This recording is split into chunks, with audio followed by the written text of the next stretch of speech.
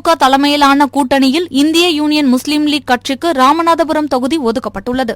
இந்நிலையில் இந்திய யூனியன் முஸ்லீம் லீக்கின் சிறப்பு பொதுக்குழு கூட்டம் திருச்சி மத்திய பேருந்து நிலையம் அருகே உள்ள தனியார் திருமண மண்டபத்தில் அக்கட்சியின் தேசிய தலைவர் காதர் மொய்தீன் தலைமையில் நடைபெற்றது.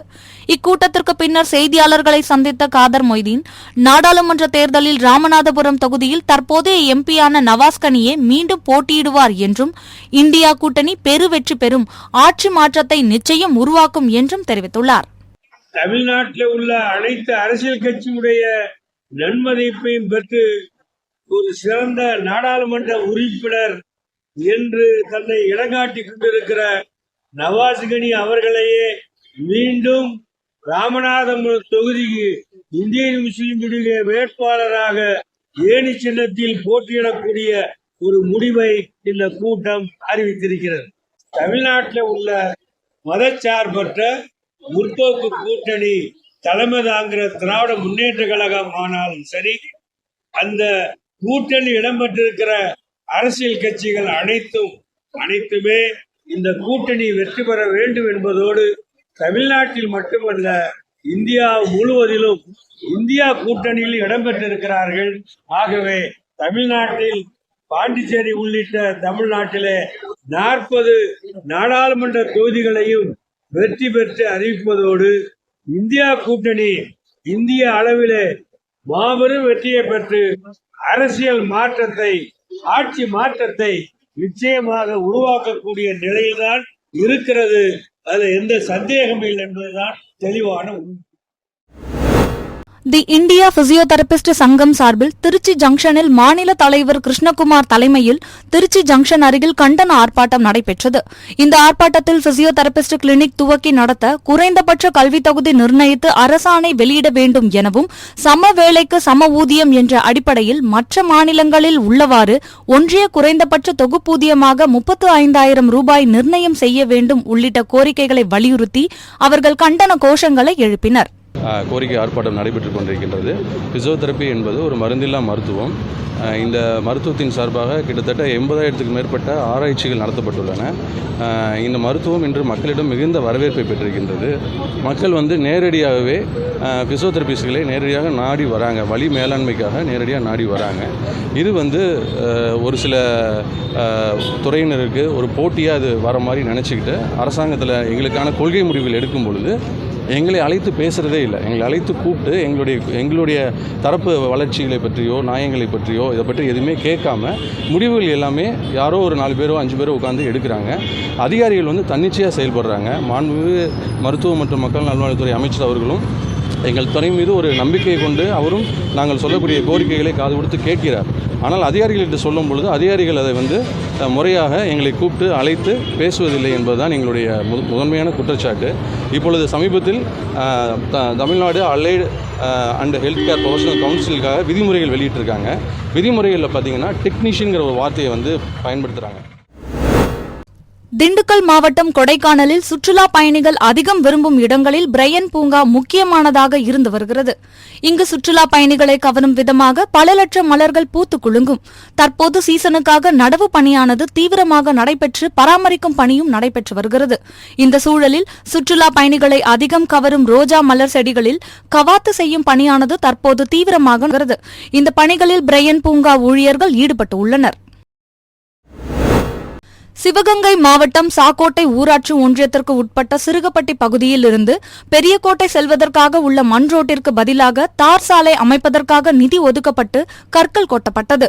இந்நிலையில் அருகிலுள்ள ஊராட்சியான பெரியகோட்டை ஊராட்சி வார்டு உறுப்பினர் கருப்பையா என்பவர் அறந்தாங்கி முதல் காரைக்குடி மகர்நோம்பு பொட்டல் வரையிலான வண்டிச்சாலை ரோட்டை போட்ட பிறகே இந்த சாலையை அமைக்க வேண்டும் என கூறி பணியை தடுத்து வருவதாக கூறும் பொதுமக்கள் கற்கள் கொட்டப்பட்டுள்ள சாலையில் நடந்து செல்ல முடியவில்லை எனவும் இதுகுறித்து அதிகாரிகள் நடவடிக்கை எடுக்கவும் கோரிக்கை விடுத்துள்ளனர்.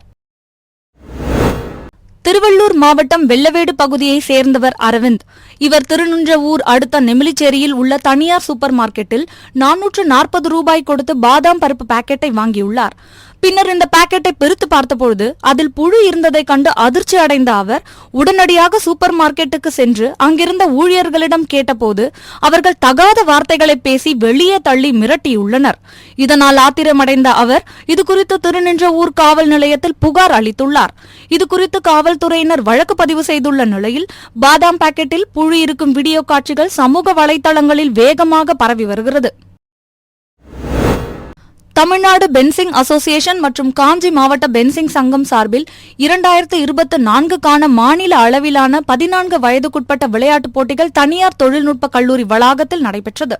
இப்போட்டியில் தமிழகத்தில் உள்ள அனைத்து மாவட்ட வீராங்கனைகள் சுமார் 500க்கும் மேற்பட்டோர் பங்கேற்க உள்ளனர். 3 பிரிவுகளின் கீழ் போட்டி இன்றும் நாளையும் நடைபெறுகிறது. அதில் இன்று 14 வயதுக்குட்பட்ட பெண்களுக்கான போட்டிகளை மாநில பென்சிங் அசோசியேஷன் அட்டாக் கமிட்டி தலைவர் தனசேகரன், பட்டய கணக்காளர் ராஜசேகரன் மற்றும் காஞ்சிபுரம் மாநகராட்சி நகரமைப்பு அலுவலர் தினகரன் உள்ளிட்டோர் துவக்கி வைத்தனர். கடலூர் மாவட்டம் விருத்தாச்சலம் சேமிப்பு கிடங்கில் இருந்து நெல் மூட்டைகளை சென்னை, திருச்சி உள்ளிட்ட வெளிமண்டலத்திற்கு லாரி மூலமாக கொண்டு செல்லப்பட்டு வருகின்றது. இந்நிலையில் தற்போது சென்னை மற்றும் திருச்சி உள்ளிட்ட வெளிமண்டலத்திற்கு நெல் மூட்டைகளை கொண்டு செல்ல குறிப்பிட்ட நிறுவனத்திற்கு மட்டும் அனுமதி அளித்திருப்பதாகவும் கடலூர் மாவட்ட லாரிகளுக்கு அனுமதி மறுக்கப்பட்டு இருப்பதாகவும் கூறி கனரக லாரி உரிமையாளர் சங்கத்தின் சார்பில் விருத்தாச்சலம் சேமிப்பு கிடங்கு நிறுவனத்தில் லாரிகளை இயக்காமல் உள்ளிருப்பு போராட்டத்தில் ஈடுபட்டதால் பரபரப்பு ஏற்பட்டுள்ளது. உரிமையாளர்கள் சங்கம் என்று ஒன்றை 2020ஆம் ஆண்டு நிறுவியுள்ளோம். அதற்கு முன்னாடி 8 ஆண்டு காலமாக இந்த நெல் ஏற்றி இறக்கும் பணியை செய்து வருகிறோம். அதற்கு முன்னாடி 246 வாகனங்கள் எங்களிடம் இருந்தது. ஆனால் இந்த தனிப்பட்ட நிறுவனங்களின் ஒப்பந்தத்தின் காரணமாக, இடைத்தரகர்களின் காரணத்தினால் இன்று 80க்கும் மேற்பட்ட வண்டிகள் உடைக்கப்பட்டு விட்டன. மேலும் அழிந்து விட்டது. டியூ கட்ட முடியல, டேக்ஸ் கட்ட முடியாமல் இருக்கிறாங்க. இதை நாங்கள் பல ஆண்டு காலமாக போராடி ஒரு 4 ஆண்டுகளுக்கு முன்பு 600 ரூபாய் ஒரு டன்னுக்கு சென்னைக்கு இருந்த வாடகையை 700ஆக மாற்றினோம். ஆனால் இன்று ஒரு டன்னுக்கு 1400லிருந்து 1600 வரைக்கும் கிடைக்கிறது. அது எங்களுக்கு இதுவரை தெரியாமல் இன்று அரசடி நேரடி இயக்கத்தில் நாங்கள் உள்நுழைந்து பார்க்கும் பொழுது எங்களுக்கு 40% வாடகையை மட்டுமே இத்தனை ஆண்டு காலமாக கொடுத்து லாரி உரிமையாளர்களை அழிந்து விட்டனர். ஆனால் இன்று அதிகார வர்க்கத்தின் மூலமாக லாரி உரிமையாளர் சங்கத்தை அழிக்க நினைக்கிறார்கள். அது நடக்காது. தூத்துக்குடி மாவட்டம் விளாத்திக்குளத்தில் இருந்து ராமநாதபுரம் மாவட்டம் கே சுப்பையாபுரம் கிராமத்தில் இருந்து சின்னூர் வரை சாலை மற்றும் பாலங்கள் அமைக்கும் பணிகள் நடைபெற்று வருகிறது. இங்கு தற்போது சாலை அமைக்கும் பணிகள் ஓரளவிற்கு முடிவுற்ற நிலையில் 3 பாலங்கள் அமைக்கும் பணிகள் மேற்கொள்ளப்பட்டு வருகின்றது. ஆனால் பாலம் கட்டுமான பணிகள் நடைபெற்று வரும் இடத்தில் நெடுஞ்சாலைத்துறையினர் சாலையில் எவ்வித முன்னெச்சரிக்கை பதாகைகள், பாதுகாப்பு தடுப்புகள் அமைக்காமல் அஜாக்கிரதையாக செயல்பட்டு வருவதாக அப்பகுதி மக்கள் குற்றம் சாட்டியுள்ளனர். மேலும் கட்டுமான பணிகள் நடைபெற்று வரும் பாலங்கள் அருகில் அமைக்கப்பட்டிருக்கும் தற்காலிக மாற்றுப்பாதையும் சரிவர அமைக்கப்படாமல் மேடு பள்ளமாக உள்ளதால் அடிக்கடி விபத்துகள் ஏற்படுவதாக கூறப்படுகிறது. எனவே உயிர் சேதம் நடப்பதற்கு முன்பு மாவட்ட ஆட்சியர் லட்சுமிபதி இதுகுறித்த நடவடிக்கை எடுக்க பொதுமக்கள் கோரிக்கை விடுத்துள்ளனர். தூத்துக்குடி மாவட்டம் விளாத்திகுளம் பெருநாளி வரைக்கும் ரோடு வேலை நடந்துக்கிட்டு இருக்கு. பாலங்கள் 3 பால வேலை நடந்துக்கிட்டு இருக்கு. முறையாக அறிவிப்பலகை மாற்றுப்பாதைகள் நடந்துக்கிட்டு இருக்கு. அந்த மாற்றுப்பாதை சல்லியும் மண்ணும் குண்டும் குழியுமா இருக்குது. அது முறையாக அமைக்கலை, பேரிகார்டு வைக்கலை, ஒரு ரெட் ஸ்டிக்கர் இல்லை. இரவு நேரம் வரும்போது பார்த்தீங்கன்னா எத்தனையோ பேர் கீழே விழுந்தா அடிபட்டு எந்திரிச்சு போகிற அளவுக்கு ஆயிடுச்சு. உயிர் சேதம் ஏற்படுறதுக்கு முன்னாடி அதை கொஞ்சம் பார்த்து அதிகாரிகளும் அரசியல்வாதிகளும் அது நடவடிக்கை எடுத்தால் நல்லாயிருக்கும். பாலத்தில் பார்த்தீங்கன்னா 20 அடி பள்ளம் இருக்குது. அந்த 20 அடி பள்ளத்தில் யார் விழுந்து ஒரு பஸ்ஸோ கவிழ்ந்து ஏதாவது ஒன்று ஆயிடுச்சுன்னா அதுக்கப்புறம் ஒன்றும் பண்ண முடியாது.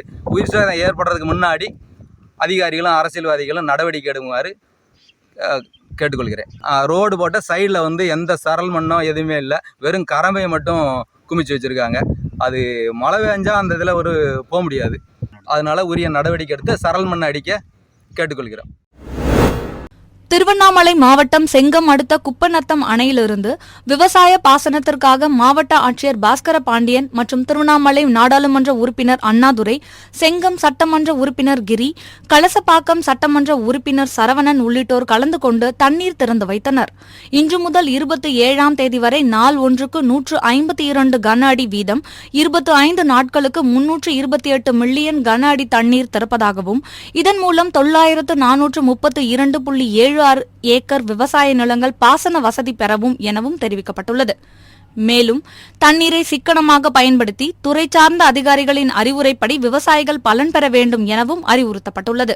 தமிழ்நாடு முதலமைச்சர் அவருடைய உத்தரவினுடைய அடிப்படையிலும் மாண்புமிகு பொதுப்பணிகள், நெடுஞ்சாலைகள், சிறு துறைமுகங்கள் அமைச்சர் அவர்களுடைய சீரிய வழிகாட்டுதலினுடைய அடிப்படையிலும் இன்றைய தினம் குப்பநத்தம் அணையிலிருந்து வருகின்ற 25 நாட்களுக்கு ஒரே தவணையாக நீரினுடைய இருப்பை பொறுத்து 328 மில்லியன் கன அடி நீரானது வருகின்ற 27/3/2024 அன்று காலை 10 மணி வரையில் தண்ணீரானது திறந்துவிடப்படுகின்றது. இதன் மூலம் 9432 ஏக்கர் நிலங்கள் பாசனம் பெறுகின்ற வகையில் திறந்துவிடப்படுகின்றது. நீர் இருப்பு அதிகமாகினால் வழங்குகின்ற நீரினுடைய அளவும் அதிகரிக்கப்படும். நாளொன்றுக்கு கிட்டத்தட்ட 152 அடி கனநீரானது திறந்துவிடப்படுகின்றது. தற்போது நீரிருப்பானது 435 மில்லியன் கன அடி அளவில் உள்ளது. நீரினுடைய குடிநீர், அணையினுடைய பராமரிப்பு, ஆவியாதல் ஆகிய காரணங்களுக்காக 106 மில்லியன் கன அடி தேவைப்படுகின்றது. ஸோ அந்த 106 மில்லியன் கன அடி இருப்பை பொறுத்து கூடுதலாக இருக்கின்ற 328 மில்லியன் கன அடி நீரானது ஒரே தவணையாக விவசாயிகளுடைய பயன்பாட்டிற்காக வழங்கப்படுகிறது.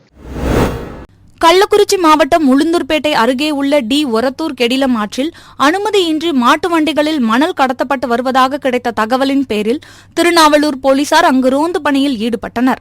அப்பொழுது டி ஒரத்தூர் கெடிலம் ஆற்றில் அனுமதியின்றி மணல் ஏற்றி வந்த 3 மாட்டு வண்டிகளை தடுத்து நிறுத்தி மாட்டு வண்டிகளின் உரிமையாளர்கள் போலீசாரை கண்டதும் வண்டிகளை விட்டுவிட்டு தப்பிச் சென்றனர். இதையடுத்து 3 மாட்டு வண்டிகளையும் பறிமுதல் செய்த போலீசார் மாட்டு வண்டி உரிமையாளர்கள் மீது வழக்கு பதிவு செய்து 3 பேரையும் தேடி வருகின்றனர். மயிலாடுதுறையிலிருந்து மைசூர் மற்றும் செங்கோட்டை செல்லும் விரைவு ரயில்களை சிதம்பரம் வழியாக கடலூர் சந்திப்பு வரை நீட்டித்து இயக்க வலியுறுத்தியும், சிதம்பரம் ரயில் நிலையத்தில் மாற்றுத்திறனாளிகளுக்கு தனி பாதை அமைக்க வலியுறுத்தியும் சிதம்பரம் ரயில் பயணிகள் சங்கம், மார்க்சிஸ்ட் கம்யூனிஸ்ட் கட்சியினர், இந்திய கம்யூனிஸ்ட் கட்சியினர், ஜனநாயக வாலிபர் சங்கத்தினர் உட்பட 100க்கும் மேற்பட்டோர் காந்தி சிலையில் இருந்து ரயில் நிலையத்திற்கு ஊர்வலமாக வந்தனர். பின்னர் சென்னையில் இருந்து திருச்சி செல்லும் சோழன் விரைவு ரயிலை மறித்து போராட முயன்ற நிலையில் போலீசார் அவர்களை தடுத்து நிறுத்தினர். தொடர்ந்து ரயில் நிலையத்தின் உள்ளே ஆர்ப்பாட்டத்தில் ஈடுபட்ட 100க்கும் மேற்பட்டோரை சிதம்பரம் போலீசார் கைது செய்து தனியார் மண்டபத்தில் அடைத்தனர்.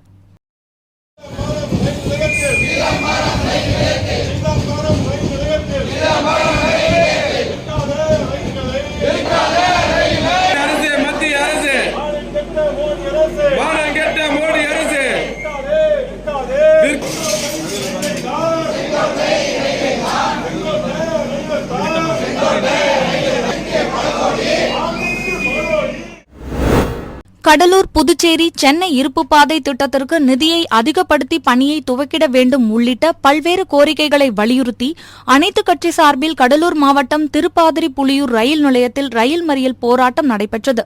முன்னதாக கடலூர் ஜவான் பவன் சிக்னலில் இருந்து திமுக, காங்கிரஸ், கம்யூனிஸ்ட் கட்சிகள், விடுதலை சிறுத்தை கட்சி, மதிமுக போன்ற பல்வேறு கட்சிகள் மற்றும் குடியிருப்போர் நலசங்கம், பொதுநல அமைப்பை சேர்ந்தவர்கள் கோரிக்கைகளை வலியுறுத்தி கோஷங்களை எழுப்பியவாறு ஊர்வலமாக சென்று திருப்பாதிரி புலியூர் ரயில் நிலையத்தில் சென்னையில் இருந்து திருச்சி செல்லும் சோழன் விரைவு ரயில் முன்பு அமர்ந்து கோஷங்களை எழுப்பி ரயில் மறியல் போராட்டத்தில் ஈடுபட்டனர். இதனைத் தொடர்ந்து ரயில் மறியல் போராட்டத்தில் ஈடுபட்ட 100க்கும் மேற்பட்டோரை திருப்பாதிரி புலியூர் காவல்துறையினர் கைது செய்தனர்.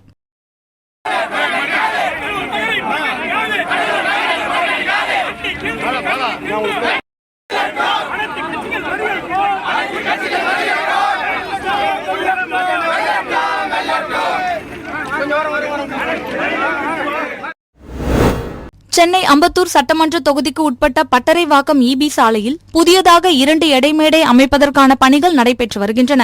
இங்கு எடைமேடை அமைக்கப்பட்டால் இப்பகுதியில் மிகப்பெரிய ஆபத்து ஏற்படும் என்றும், இதனால் தமிழக அரசு இந்த 2 எடைமேடையையும் இங்கிருந்து அப்புறப்படுத்த வேண்டும் என்றும் கோரி பட்டறை வைக்கும் சேவா சங்கம் மற்றும் அம்பேத்கர் பொதுநல சங்கம் சார்பில் ஆர்ப்பாட்டம் நடைபெற்றது. பின்னர் தகவல் அறிந்து சம்பவ இடத்திற்கு விரைந்து வந்த அம்பத்தூர் தொழிற்பேட்டை ஆய்வாளர் ஜெயச்சந்திரன் பொதுமக்களிடம் பேச்சுவார்த்தை நடத்தி உரிய நடவடிக்கை எடுக்கப்படும் என வாக்குறுதி அளித்ததன் பெயரில் பொதுமக்கள் கலைந்து சென்றனர்.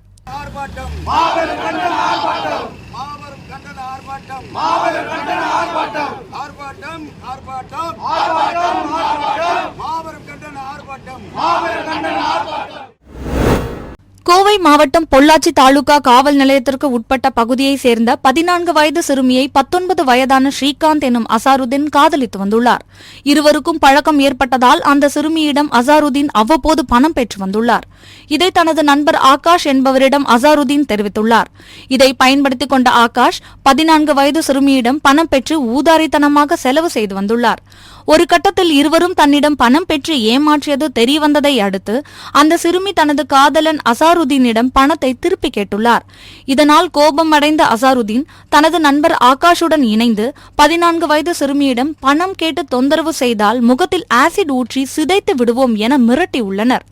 இதனை அடுத்து 14 வயது சிறுமி தனது பெற்றோருடன் பொள்ளாச்சி மகளிர் காவல் நிலையத்தில் புகார் அளித்தார். அதன் பெயரில் மகளிர் போலீசார் இருவர் மீதும் வழக்கு பதிவு செய்து அவர்களை கைது செய்து கோவை மத்திய சிறையில் அடைத்தனர்.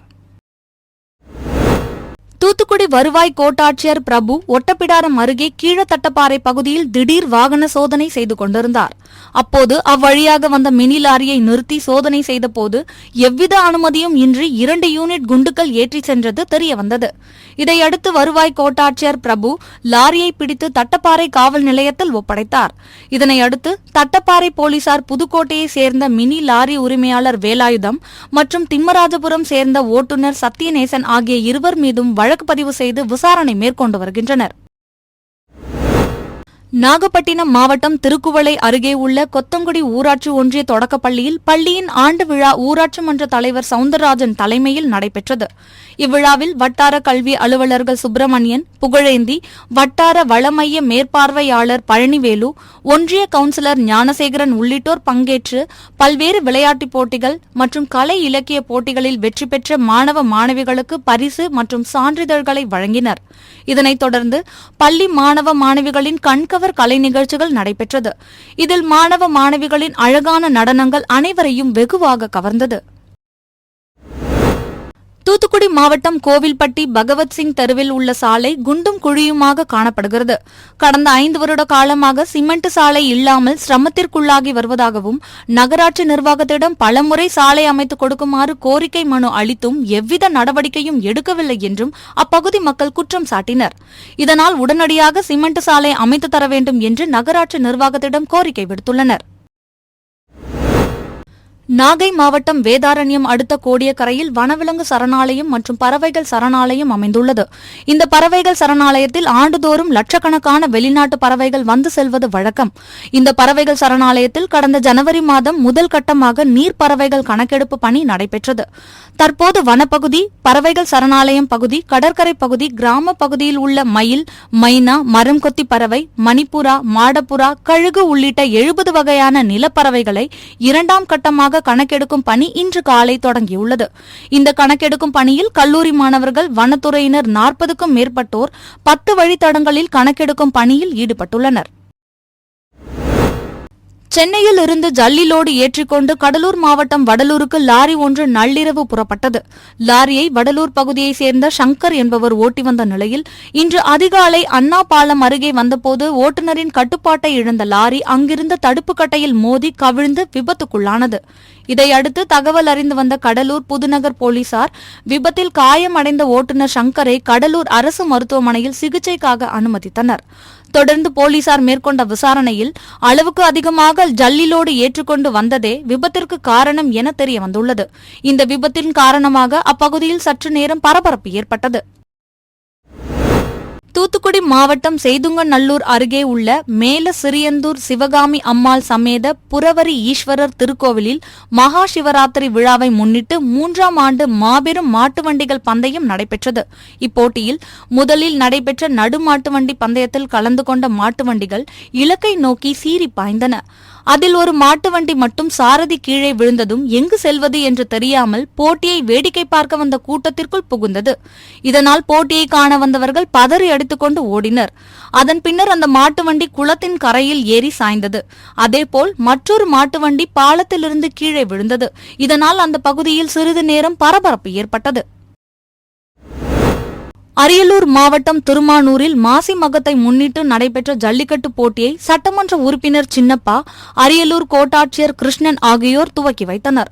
இதில் அரியலூர், பெரம்பலூர், தஞ்சாவூர், திருச்சி, புதுக்கோட்டை உள்ளிட்ட பல்வேறு மாவட்டங்களில் இருந்து 500க்கும் மேற்பட்ட காளைகளும் 200க்கும் மேற்பட்ட மாடுபிடி வீரர்களும் கலந்து கொண்டனர்.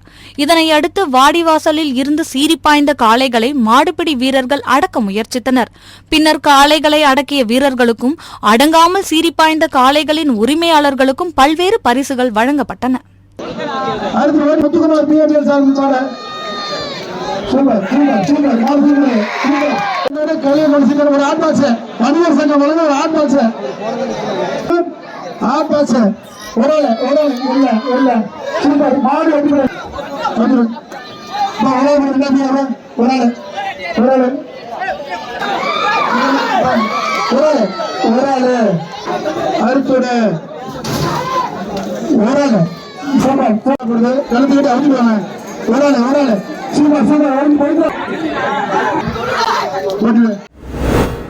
நாமக்கல் மாவட்டம் ராசிபுரம் அடுத்த வெள்ளை பிள்ளையார் கோவில் ஊராட்சி தொடக்கப்பள்ளியில் பெற்றோர் ஆசிரியர் கழக தலைவர் முனுசாமி தலைமையில் ஆண்டு விழா நடைபெற்றது.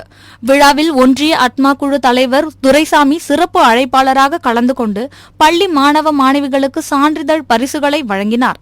இதனைத் தொடர்ந்து பள்ளி மாணவ மாணவிகளின் பரதநாட்டியம், காவடி ஆட்டம் உள்ளிட்ட கலை நிகழ்ச்சிகள் நடைபெற்றது.